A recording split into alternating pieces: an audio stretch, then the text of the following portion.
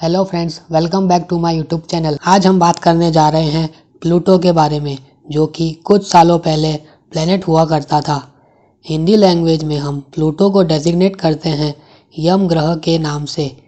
Pluto planet की discovery हुई थी 18 फरवरी 1930 को और इसकी डिस्कवरी की थी क्लाइड टॉम्बो नामक साइंटिस्ट ने।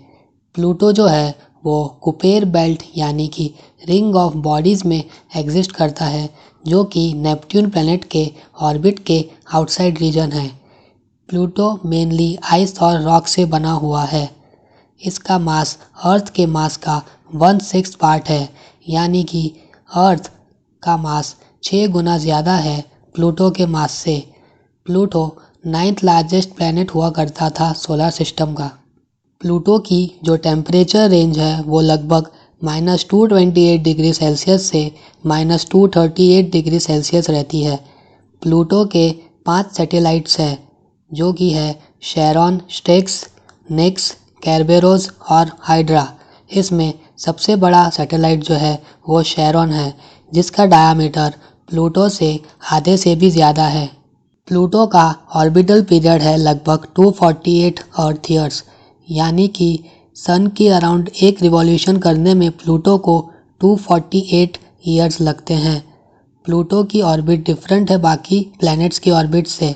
इस वजह से एक टाइम पर प्लूटो सन से ज़्यादा क्लोज हो जाता है इंस्टेड ऑफ नेपट्यून, क्योंकि प्लूटो की ऑर्बिट इंक्लाइंड एंगल पर है लगभग 17 डिग्री और रोटेशन पीरियड जो है प्लूटो का वो अबाउट 6 अर्थ डेज है, यानी प्लूटो को करीब 6 दिन लगते हैं अपनी एक्सिस पर एक रोटेशन करने के लिए।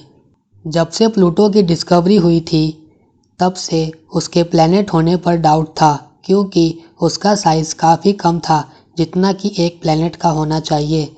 साल 2000 तक मेजॉरिटी साइंटिस्ट ने एग्री किया कि Pluto should not be termed as planet, क्योंकि सोलर सिस्टम में प्लूटो जैसे काफ़ी ऑब्जेक्ट्स एग्जिस्ट करते हैं पर वो प्लैनेट्स नहीं हैं।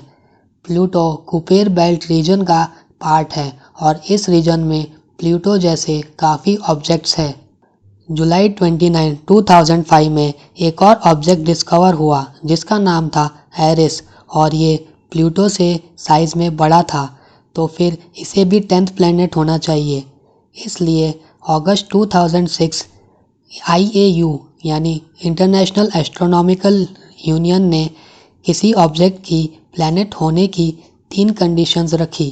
पहली कि ऑब्जेक्ट सन की ऑर्बिट के अराउंड रिवॉल्व होना चाहिए। दूसरी कि ऑब्जेक्ट इतना मैसिव होना चाहिए कि कम से कम उसकी खुद की ग्रेविटी एग्जिस्ट करनी चाहिए। और तीसरी कि it must clear neighbourhood around its orbit, यानी उसका मास बाकी ऑब्जेक्ट्स जो कि उसकी खुद की ऑर्बिट में है उनसे ज़्यादा होना चाहिए। प्लूटो थर्ड कंडीशन सेटिस्फाई नहीं करता, इसलिए IAU ने प्लूटो को ड्वार्फ प्लैनेट में क्लासिफाई कर दिया। फिर सितंबर 2006 में IAU ने प्लूटो को माइनर प्लैनेट कैटलॉग में इंक्लूड किया और डेजिग्नेशन दी प्लूटो 134340। तो एट प्रेजेंट सोलर सिस्टम में सिर्फ 8 प्लैनेट एग्जिस्ट करते हैं। IAU के इस डिसीजन को काफ़ी साइंटिस्ट ने अपोज भी किया। इन जुलाई 2015 नासा ने न्यू हॉरिजॉन्स स्पेसक्राफ्ट को लॉन्च किया प्लूटो मिशन के लिए, और इसके ज़रिए काफ़ी फ़ोटोग्राफ्स भी रिवील हुई प्लूटो और उसकी ऑर्बिट की। तो ये थी प्लूटो के बारे में कुछ इन्फॉर्मेशन।